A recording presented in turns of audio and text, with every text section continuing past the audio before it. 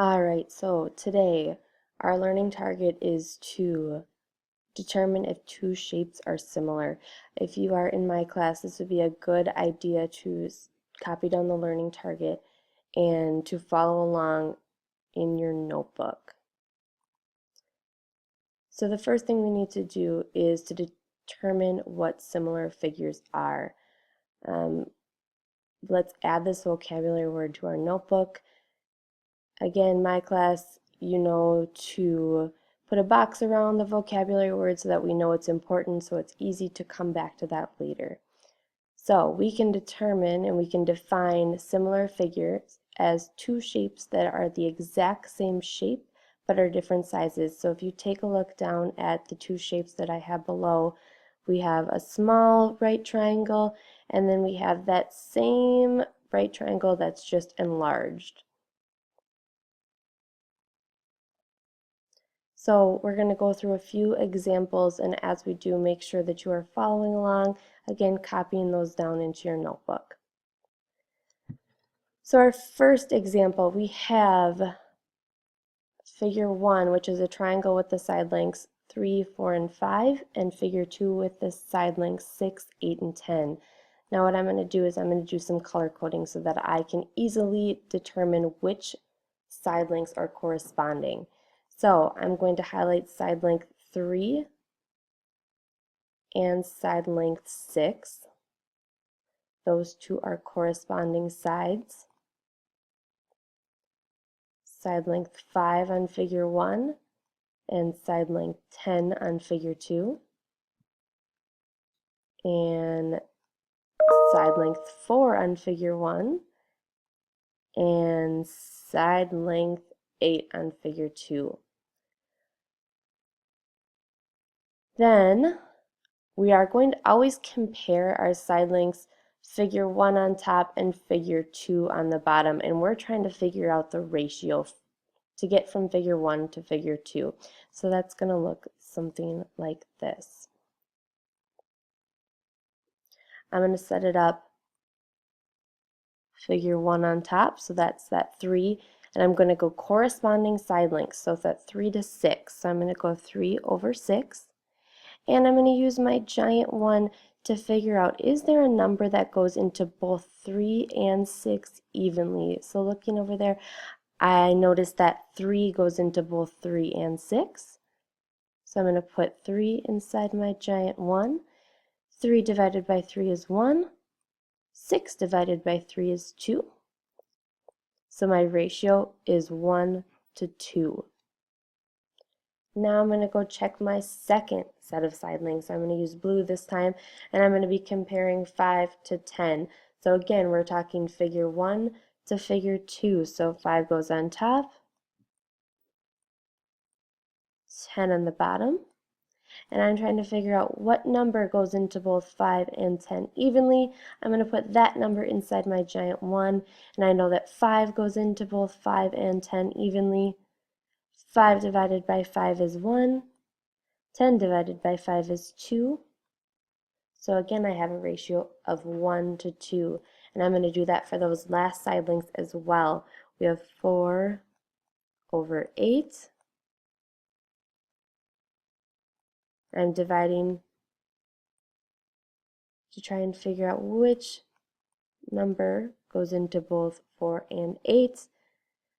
And I know that 4 goes into both 4 and 8. 4 divided by 4 is 1. 8 divided by 4 is 2. So now I'm going to look and compare all three ratios that I came up with.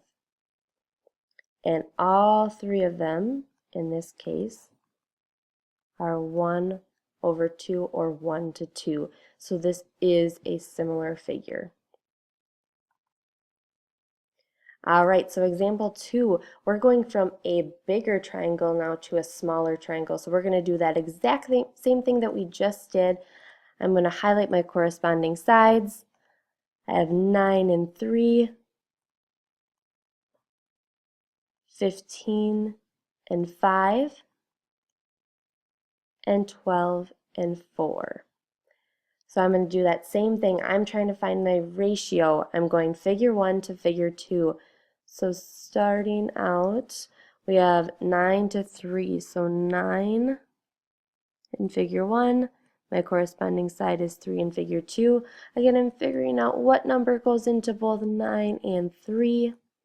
I know that 3 goes into both 9 and 3 evenly, so 3 is going inside my giant 1. 9 divided by 3 is 3, and 3 divided by 3 is 1. Now we're going to go ahead and check that second side length. We have 15 and 5. So 15 goes on top, 5 on the bottom. I'm going to set up my giant 1. What number goes into both 15 and 5? That would be 5. 15 divided by 5 is 3. 5 divided by 5 is 1. So there's that one. We again have a 3-to-1 ratio. And then let's do our last side length, 12, and the corresponding side, 4. Dividing again, which number goes into both 12 and 4 evenly? That's going to be 4. 12 divided by 4 is 3, and 1. So then looking again, we have 3 to 1 for all 3 corresponding sides. So this is a similar figure.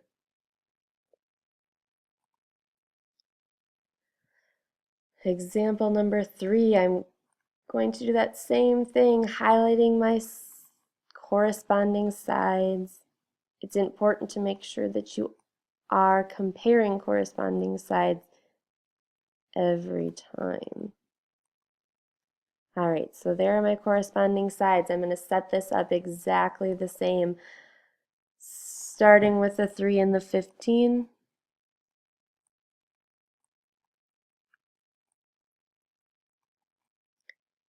Alright, using my giant 1 to figure out what number is divisible. That's going to be 3. 3 divided by 3 is 1. 15 divided by 3 is 5. Next set of side lengths, I have 5 and 20, figure 1 to figure 2. Figure 1's on top. I need to figure out what number goes inside my giant 1. I know both numbers are divisible by 5, so 5 is going inside my giant 1. 5 divided by 5 is 1. 20 divided by 5 is 4. And my last set of side lengths, I have 4 and 16.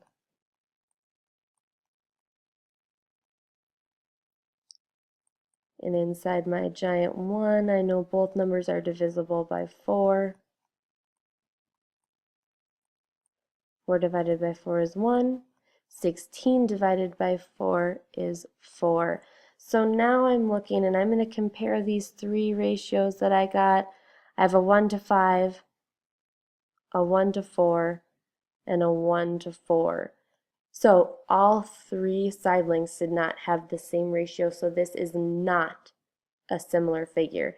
Had I done these 2 first, the green and the blue side lengths first, I might have thought that it was a similar figure, so it's important that I don't stop there.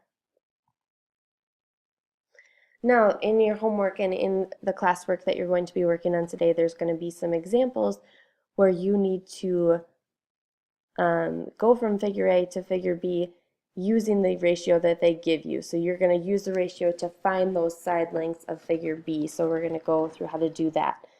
Again, I'm going to use my highlighter to show the corresponding sides and where they go. So that 3 is going to correspond to that side length, the 5 to the one over there. And you're going to be doing this on notability, so it might be a good idea for you to use color if that helps you.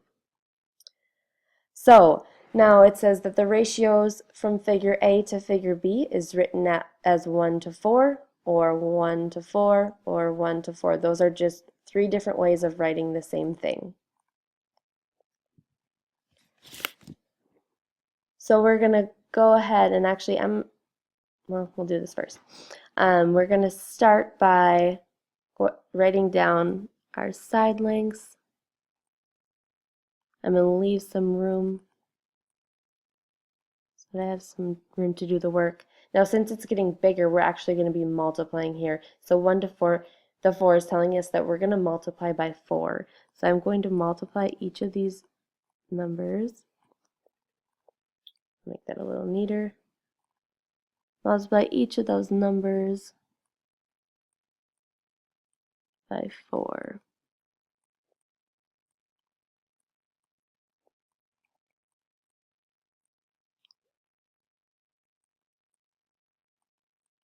And I'm going to use my highlighter again. We have the 6, and that's the number that's going to be in my missing side. The green was the 2, so that's going to be that one. This is just telling me where I need to put these numbers when I'm done. So back we go. 3 times 4 is 12. 6 times 4 is 24. 5 times 4 is 20. And 2 times 4 is 8. So since I've color coded, I already know where they go. My 12 is going to go with the pink or purple, whichever color. The 20 goes with the blue. The 8 goes with the green, and the 24 goes with the yellow. So there are all my missing side links. My last example, example 5, we're going from a bigger figure to a smaller figure. So it says that the ratio is 3 to 1. There again are my 3 different ways. So I'm going to set it up that exact same way. I'm going to use my highlighter again. I'm just going to set this up all at once.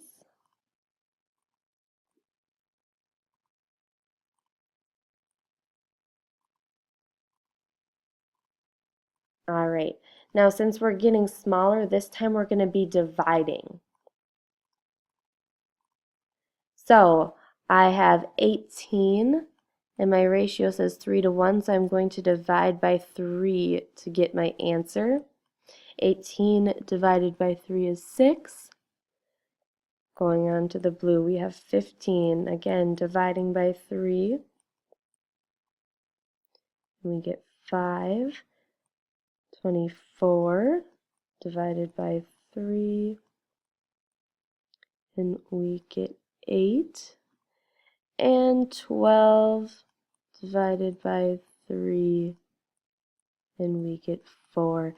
So there it's telling me exactly where my side lengths need to go. 5 with the blue and 4 with the yellow. So there we go. Feel free to watch this video again as you're going through today's classwork and tonight's homework. You can always come back and check these out again.